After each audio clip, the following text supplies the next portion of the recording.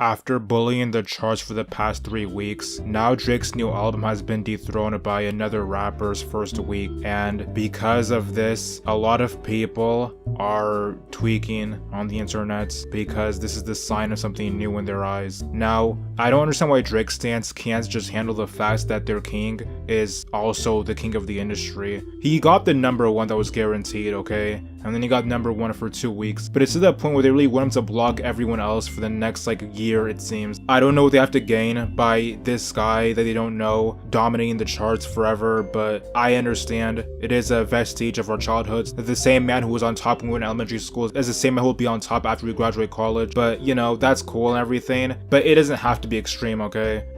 He had his time at the top, and now it's time for something new to give way. It's been almost a month now, it's cool. But the thing is, on the other side of the aisle, a lot of people are taking this way bigger than it seems to be. People are saying, oh, this is now proof that NBA Youngboy has done everything you said he couldn't, and NBA Youngboy is the biggest rapper ever. NBA Youngboy has been one of the biggest rappers in the industry for the past couple of years. This is nothing new. In fact, he's been consistently streaming higher numbers than Drake on YouTube for years. Not much of a shock that he's doing this. He's been on this level for a long time now. It's just that people are gassing it up because of the fact that he's in jail. And him being in jail, yeah, I guess it does mess with promotion and stuff, but he's been in and out of jail for now for so long that it seems like a second home. And another thing people are talking about is the fact that he did all this without, special backing from all the other rappers, because they think he's being blackballed and stuff. The truth is, NBA Youngboy's at a point where it wouldn't matter if people support him or not. He's not being cast out from the industry like some other people.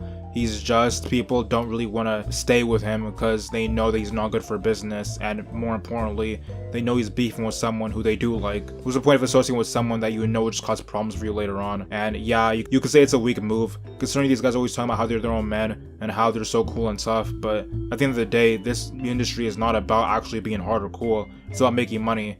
And why do something that'll make you less money? This idea that YouTube is refusing to push NBA Youngboy is clearly false. Someone like me or other YouTubers who have seen their numbers become trash over the couple of years, it's different when we complain, because at least I'm pretty sure most of you will never even see this video get posted, so it's whatever.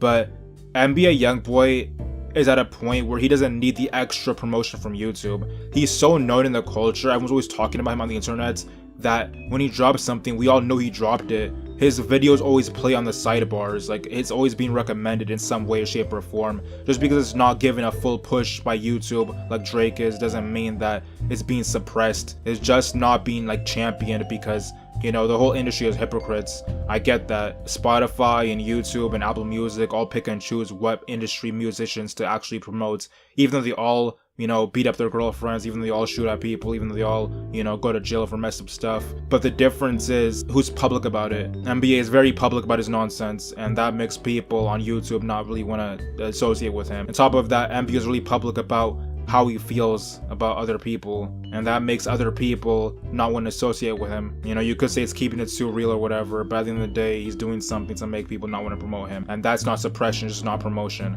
But enough of that, back to the Drake stuff. So people are taking this even farther than the actual people involved. Drake and NBA seems to have no animosity towards each other at all. In fact, maybe even tease to work together in the future, which is whatever, because I don't plan on listening to it, but still, it is something for you Negroes to enjoy. I'm really just focused on the angle of NBA Youngboy and Drake having this weird competition, at least among the eyes of the people who dick ride both of them. I don't think NBA is really touching Drake's level, because NBA has sold this much in his first week, and Drake has sold almost as much in his 4th week.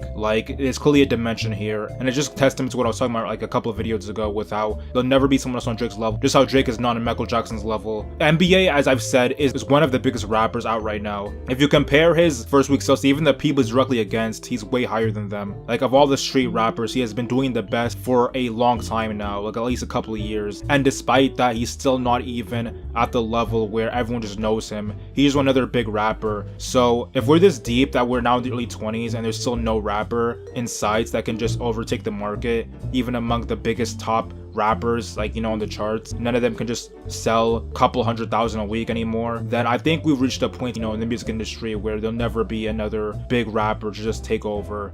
And like I said before, that's a good thing. We don't need to have one rapper that everyone just piles on and says, oh, he's the best one ever. It's cool that a lot of people like NBA, but it's also cool that a lot of people trash him and disrespect him. Not that, you know, being a hater loser is cool, but I'm saying it's cool that this dichotomy exists where not everyone has to be muted into oblivion, because it's not cool that there would be a person that everyone just feels the need to say is cool to fit in. Now we don't live in that era anymore. Now you can not like anyone, and you can pick one specific person to not like and it'll be cool. Like, as much as I keep saying, you know, Kendrick is great and everything, it's really not legal to not like him in the past, and I guess you don't have a reason to, but still, if someone just said Kendrick wasn't for them or something, it'd be like, what are you on? The only way you'd be accepted if you did that was if you were like a Drake fan, and then even then, every non-Drake fan doesn't like Drake fans, so it's like, you know, you'd still be a weirdo. But now, I think even someone like Roddy Ricch or Waterwave, you could just come out and say you don't care about their music or you don't care about Polo G or something, and people will be like, okay, weird.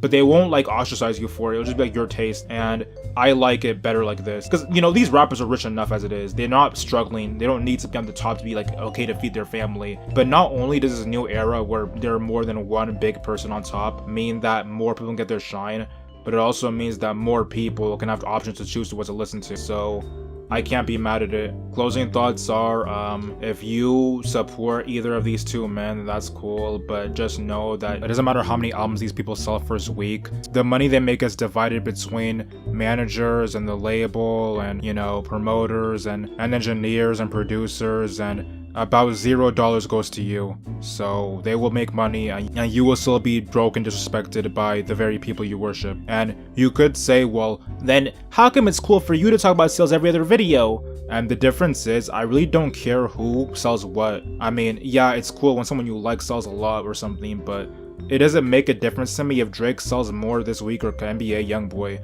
I just like the numbers, okay? I just like seeing what people are interested in. I just like seeing statistics and stuff, like what people watch more, people listen to more, and what people, you know, care about more. And that's all this video comes down to, really. This is not me advocating for either one of them. It's just me, you know, trying to break down in the industry and among people who watch them. So the meat writing isn't worth it.